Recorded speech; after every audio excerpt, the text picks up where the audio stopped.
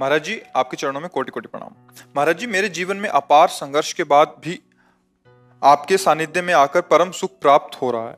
मैं जब से अपनी क्लिनिक के टेबल पर जाता हूं, वहां आपकी तस्वीर रखी है, मुझे बहुत आत्मबल मिल रहा है। प्रभु जी, एक चिकित्सक होने के नाते मैं पूर्ण निष्ठा से अपना कर्म कर रहा हूं और सामाजिक जीवन में मुझे बहुत सफलता भी मिल रही है। प्रभु जी, मैं केवल ईश्वर में आस्था रखकर अपने मरीजों को श्रेष्ठ लाभ देने के उद्देश्य से जीवन जीना चाहता हूं, लेकिन जीवन के कई ऐसे घटना चक्र हैं जो जीवन में निराशा प्रदान करते हैं। मन विचलित हो जाता है। प्रभु जी, मैं जिम्मेदारियों से भाग भी नहीं सकता और जिम्मेदारियों के साथ नहीं, नकारात्मक निराशा देखो, निराशा तब होगी ना जब आप आशा करोगे।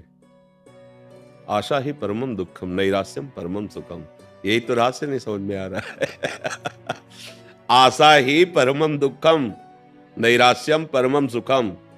आशा एक राम जी से, दूजी आशा छोड़ दे। नाता एक राम जी से, दूजा नाता तोड़। बिल्कुल सरल भाषा में समझो।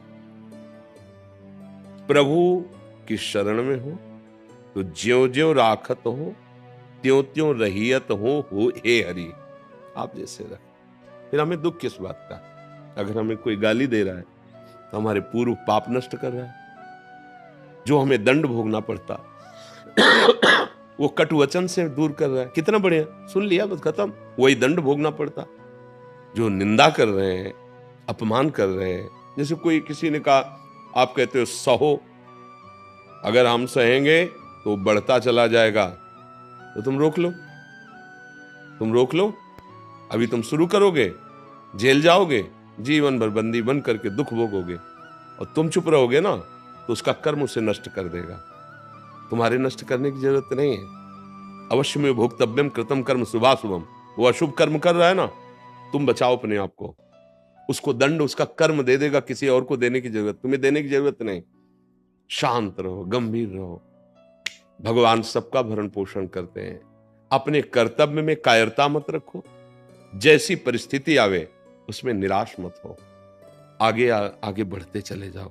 देखो, ये पक्का समझो, चाहे कोई कितना भी धर्मात्मा हो, रात आएगी।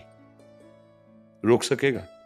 पर लाइट के द्वारा तुम अपने प्रकाश में जी सकते हो। रात पूरी तुम हटा दो, ऐसा असंभव है, पर तुम अपने कमरे में लाइट जलाकर सुखपूर्वक रात्रि के दुख से रहित हो सकते हो। ऐसे ही संसार में ये द्वंद्व छाए हुए हैं। सुख दुख, लाभ हानि, मान अपमान, निंदा स्तुति, जय पराजय, जन्म मृत्यु, ये द्वंद्व एकदम छाए हुए हैं। इसको तुम हटा नहीं सकते। तुम ज्ञान का प्रकाश करके अपने हृदय में इस अज्ञान द्वंद्वों से द्वंद्वातीत हो सकते हो। अगर अपने को सुधारने चलो तो तुम्हारे हृदय में द्वंद्व व्यापेंगे नहीं, संसार में नहीं रहेंगे, ऐसा नहीं। जो जितना अपने को बदलना चाहता है वही बदल पाया है। किसी की सामर्थ्य नहीं है कि बदल पावे। इसलिए निराशा और आशा, इन दोनों से हटो। आप चाहते हो जागतिक उन्नति, प्रभु पता नहीं आपको किस जगह पहुंचाना चाहते हैं। शायद वो अपना अंग सेवी बनाना चाहते हो, जगत में ना फंसाना चाहते हो। आपको क्या पता वो क्या देना चाहते हैं। हम लोगों की हालत यह है, जैसे एक गरीब आदमी गांव का किसी चक्रवर्ती सम्राट के समीप जाए और सम्राट प्रसन्न होकर के कहे, मांगो जी क्या चाहिए। उसे जी कहे, एक बैल है, गाय है, भैंस है, 1 साल के लिए चारा दे दीजिए और सब पूरे घर को 1 जोड़ी कपड़ा दे दीजिए और साल भर के लिए भोजन दे दीजिए। वो समझेगा बहुत कुछ मांग लिया, हिम्मत नहीं ना उसकी। और अगर वो राजा के ऊपर छोड़ दे कि हम क्या मांगे साहब, आप जैसा, वो दे देगा पूरे जीवन के लिए, ले दे देगा। हमारी भूल होती है। एक बार राष्ट्रपति, उदाहरण है, एक राष्ट्रपति भारत का, एक बार स्वतंत्रता दिवस था तो तिहाड़ जेल में गए। सब कैदियों को बुलाया, बोले आज के दिन हमारा भारत स्वतंत्र हुआ था, इसलिए आज जो मांगेगा वो हम सब कुछ देंगे। कैदियों से खुले दिल से मांगो। बोले साहब हफ्ते में 2 साबुन दिए जाएं।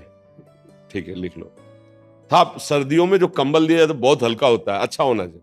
अब जिस कोठरी में रहते उसे पुतवा दिया जाए। सब ने सब मांगा। वो एक बड़ा चतुर था, बाद में उठा और गया, बोले साहब जेल से मुक्त कर दीजिए। बोले इसको मुक्त, सब बोले मुझे, बोले नहीं तुमने साबुन मांगा, तुमने तुम्हें मुक्त ले। ऐसे ही है हमारी हालत, ऐसी है कि अगर भगवान भी मिल जाए ना तो इसी जेल में संसार दुख खा ले। लड़का दे दो, रुपया दे दो, हाँ हाँ, ये ये नहीं कहेगा कि मुझे जीवन मुक्त कर दो प्रभु अपनी माया से। हमारी हालत यही है। तो हमें चाहिए कि हम आशा प्रभु के ऊपर छोड़ दें। जैसे चाहो आप मेरे स्वामी हो, कर्तव्य में प्रमाद नहीं करूंगा, धर्म विरुद्ध आचरण नहीं करूंगा, और जैसे रखोगे मुस्कुरा के रहूंगा। कई बार हमें हजारों बार सुना चुके होंगे। एक बार हम गंगा के भ्रमण करते तो लोग वो टेप रखते हैं ना, टेप से गाना हो रहा था। तो कान है, दो पंक्तियां हमारे जीवन में बहुत बड़ा संबल बनी। जैसे वेद के सूत्र याद किए जाते ना, ऐसे हमने याद है। हर गम तुम्हारा सहेंगे खुशी से, कभी भी न सिकवा करेंगे किसी। बस इतना याद है हमें, और इसको हमने जीवन भर याद रखा है। जहां कोई ऐसी परिस्थिति आती, कोई अपमान, कोई प्रतिकूल, नहीं, मेरे प्रभु का दिया हुआ हर विधान उसको खुशी से सहना है, मुस्कुरा के निकलना है, आंसू नहीं, घबराना नहीं। नहीं नहीं, हमने प्रभु से प्यार किया है तो प्यारे का ही साम्राज्य है, और उसका हर विधान हमारे लिए सर आंखों पे है। हमको उसका विरोध नहीं करना, उसको सहना है। वो देखना चाहता है इस परिस्थिति में तुम कैसे मुस्कुराओगे, तो हमें सहना है।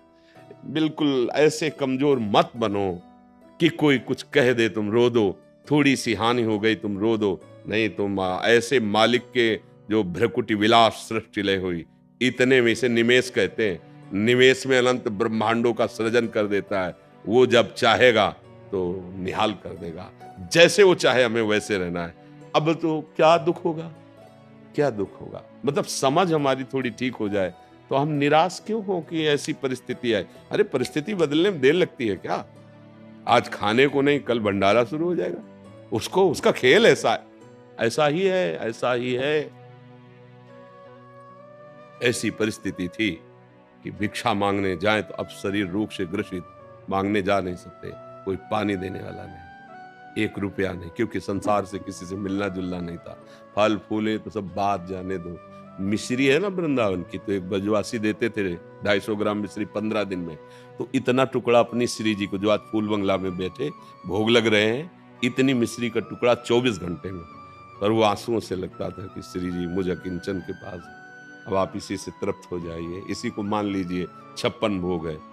शाम के फूल मांगते थे बिहारी जी के सामने, जो डलिया लगती हैं, 4, 5, 10 फूल मिल जाते थे, उनकी सैया लगा के श्री जी को, श्री जी सहन करो। आज फूल बंगला बन रहा है। उनकी मौज है, कभी फुटपाथ पे तो कभी महलों पे है, कभी कोई पूछने वाला नहीं था। आज करोड़ों नेत्रों से केवल प्यार ही प्यार मिल रहा है। हम देखते हैं कि लोग प्रायः संतों के पास जाते हैं, मुझे ये दे दो, और हमारे पास आते हैं, तुम्हारी आयु बढ़े, तुम सुखी रहो, तुम स्वस्थ रहो। बोलो उल्टा देखो, देखो ना कौन कर रहा है, ये कौन कह रहा है। ये हमारे प्रभु इन रूपों में आकर, हम यही आश्चर्य मानते हैं। संतों के पास जाते ला, महाराज मेरे कैंसर हो गया, ठीक हो जाए महाराज। ये हमारे यहाँ ऐसे आते, महाराज आप ठीक हो जाओ आपकी आयु बढ़े, आप सुखी रहे, आपको मेरी आयु लग जाए। मेरा ये कहां, ये कौन बोलता है? प्रभु बोल रहे हैं। इतने मुखों से प्रभु बोल रहे हैं, इतने नेत्रों से। जो वेद कहता है ना, शास्त्र शीर्षा पुरखा हा शास्त्राक्षा, वो मुझे दिखाई दे रहा है। मेरा प्रभु इतने रूपों में देख रहा है मुझे, मेरा प्रभु इतने रूपों में प्यार दे रहा है, आशीर्वाद दे रहा है। सच्ची माने एकमात्र भगवान का आश्रय ले लीजिए। जिस दिन आश्रय पक्का हो गया, पक्का का मतलब जैसे गाय बांधता है ना खूंटे पे किसान, तो ठोकता है और फिर हिला के वही देखता है कि अगर हमसे हिला तो अभी और पिटेगा, फिर और ठोकता है उसे, और जब देखा कि नहीं हिल रहा तब गाय बांध। ऐसे ही कुछ है शरणागति में, अगर हम हिल रहे हैं तो भी पिटाई बाकी है, अभी ठुकाई होगी। पक्के शरणागत जहां हो गए फिर निहाल। ये अनंत ब्रह्मांड साम्राज्य आपका, क्योंकि आपने स्वामी को सर्वस्व अर्पित कर दिया, तो स्वामी ऐसे उदार के अपना सर्वस्व अर्पित कर दिए। इसलिए सावधान, हम निराश तो होना,